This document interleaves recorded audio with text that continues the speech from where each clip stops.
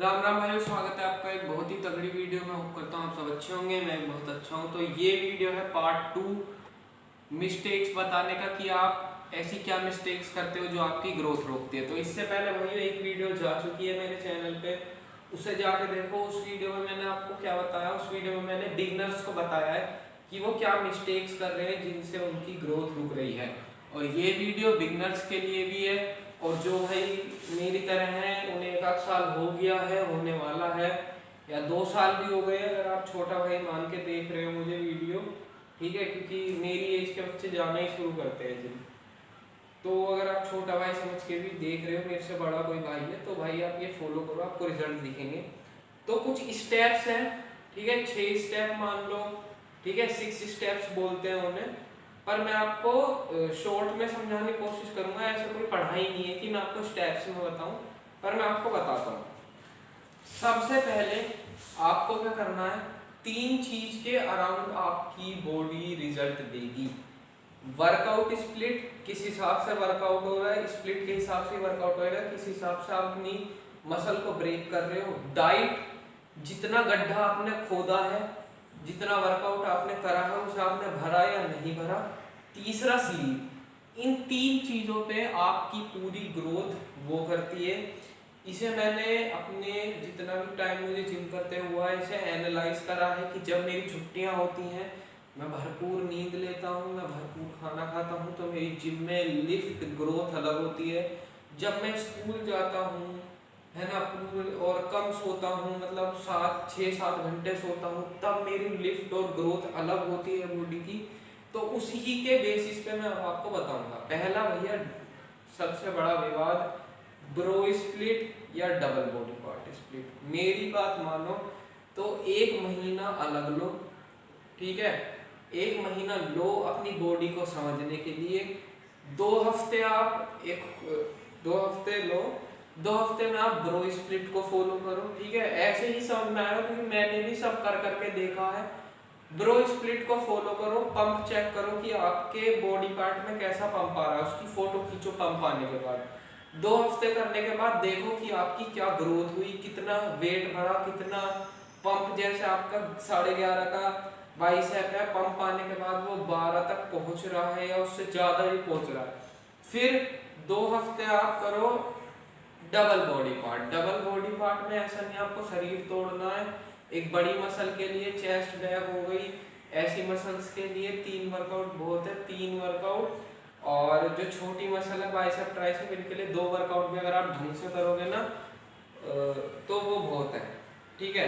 अब वर्कआउट कौन से करने हैं, स्प्लिट मैंने आपको बता दी कि स्प्लिट आप अपनी बॉडी को देखो, आपकी बॉडी कैसे रिस्पॉन्स कर रही है। और जिन लोगों को 1-1.5 साल 2 साल हो चुके हैं उन्हें समझ में भी आ गया होगा कि उन्हें ऐसी कौन सी स्प्लिट फॉलो करनी है जिससे उन्हें रिजल्ट मिल रहे हैं, ठीक है।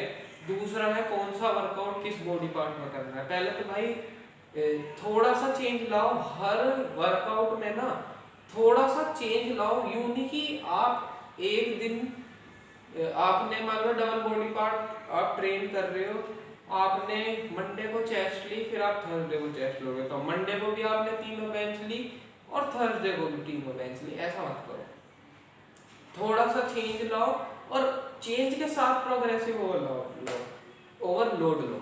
कैसे करना है, मंडे को आपने तीनों बेंच ली, ठीक है, और लोअर चेस्ट वाली बेंच को कोई यूज भी नहीं करता है ना, केवल क्रॉसओवर यूज करते हैं सब, वो करिए, ठीक है। 3 वर्कआउट आपने चेस्ट के ये करे। उसके बाद ट्राइसेप पुश डाउन करा, है ना, और ओवरहेड एक्सटेंशन करा केबल से, ठीक है। चलो ये आपका था मंडे का। अभी मैं चेस्ट ट्राइसेप का एग्जांपल बता रहा हूँ।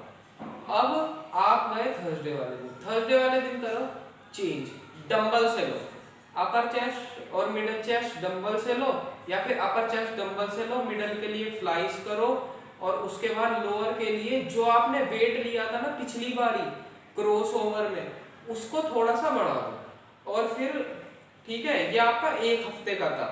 अगले हफ्ते में जब आप जाओगे तो जो आपने बेंच पिछली बार मारी थी, आप हर बार अपना पीआर हिट मत करो। अगर आप हर बार अपना पीआर हिट करोगे ना, तो जो प्रोग्रेसिव ओवरलोड है उसे आप नहीं कर पाओगे, उसे हिट नहीं कर पाओगे। प्रोग्रेसिव ओवरलोड के बिना आपकी मसल ग्रोथ नहीं होती।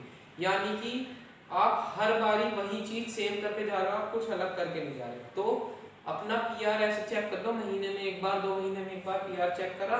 जैसे किसी का 55 है, पीआर 60 है, ठीक है, 15 की रोड मान लो, 10-10 की दोनों वो लगाई, 35 किलो वजन हो गया, दोनों तरफ 10-10 की रोड लगा के, या 40 हो गया अगर 20 की रोड है तो 10-10 की रोड से निकालो रैप अपने मंडे को, ठीक है। उसके बाद थर्सडे को जब आप डंबल लो तो डंबल लो 12.5 का।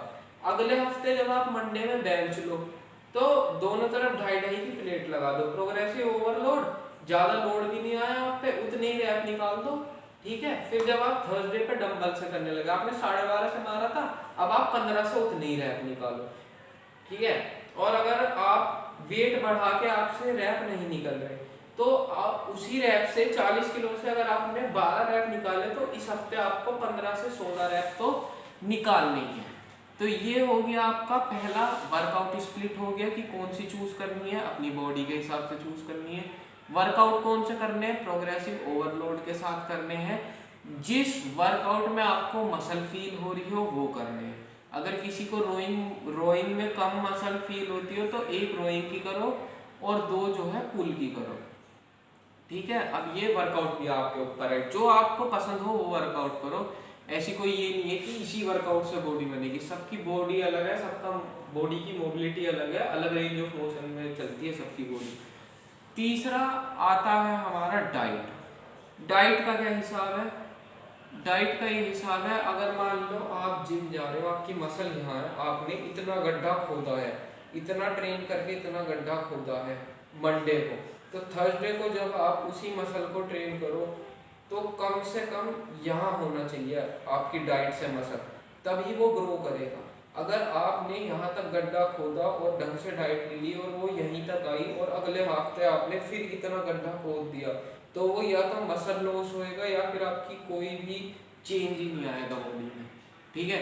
तो अगर आप इतना गड्ढा खोद रहे हो तो डाइट लो, या तो वो हल्का सा ऊपर हो या एटलीस्ट इतना तो हो कि आपकी बॉडी मेंटेन रहे, मसल लॉस ना हो, आप पतले हो तो पतले ही ना रहो, ठीक है। उसके बाद तीसरा आता है स्लीप। स्लीप मैं बता देता हूँ, जब आपकी छुट्टियां हैं, आप खाली हो, तो भैया 8.5-8 घंटे की नींद तो लो ही लो।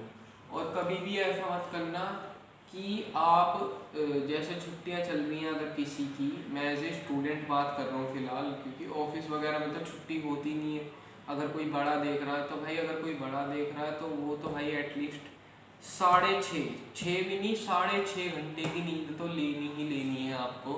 और 7 हो सके तो बहुत अच्छी बात है, जल्दी सो जाओ, फोन मत चलाओ, मैं भी अब यही कर रहा हूँ। आज वीडियो के लिए मैं 10:30 भी नहीं बजे आज, ठीक है, मैं 10 बजे तक सो जाता हूँ। और पहले मैं वीडियो बनाता था 1-2 बजे, जो पहले की वीडियोस है मेरी। लेकिन अब भाई स्लीप मेंटेन करने के लिए मैं फ़ोन नहीं चलाता, रात में सो जाता हूँ। तो आप भी यही करो, ठीक है, अपना टाइम से सो, आराम से 6.5-7 घंटे की नींद लो। छुट्टी पड़ रही है तो 8.5 घंटे की नींद लो। ऐसा मत करो कि आप 2 बजे सो रहे हो, ठीक है, और फिर अगले दिन 12-1 बजे उठ रहा है, ऐसा मत करो। इससे ये कोई स्लीप वो नहीं है, ये सिर्फ शेड्यूल को बिगाड़ना है। और इस स्लीप का भी कुछ फ़ायदा नहीं है। रात को 11-12 बजे से लेकर सुबह 7-8 बजे तक की जो स्लीप होती है ना, उसी में सबसे ज़्यादा बॉडी आपकी रिकवर करती है। तो ये 3 स्टेप थे, बल्कि 4 ही बता दिए मैंने। आपकी वर्कआउट स्प्लिट, आप कौन से वर्कआउट कर रहे हो, आपने क्या डाइट ली और आपने कैसी स्लीप ली, इन 4 चीज़ों को सुधार लो। जितना आपने अभी तक रिजल्ट देखा होगा, अगर भाई 1-1.5 साल हो गए तो देखो अब आपकी ग्रोथ जो है वो लो हो चुकी है। ये चीज़ मैंने अपनी भी देखी है। अब मुझे 1 साल होने वाला, मेरी जो वेट है सब है उस डाइट से उतनी तेज नहीं बढ़ता जितना पहले बढ़ रहा था, पर ठीक है, धीरे धीरे हो रहा है। तो अपना सब क्लियर रखो और जो मैंने बताया उसे फॉलो करने से आपको 1 महीने में चेंजेस दिख जाएंगे। So thank you so much for watching my video. If you like my video, please like it and subscribe my channel. Click the bell icon button if you want every new video. Thank you so much.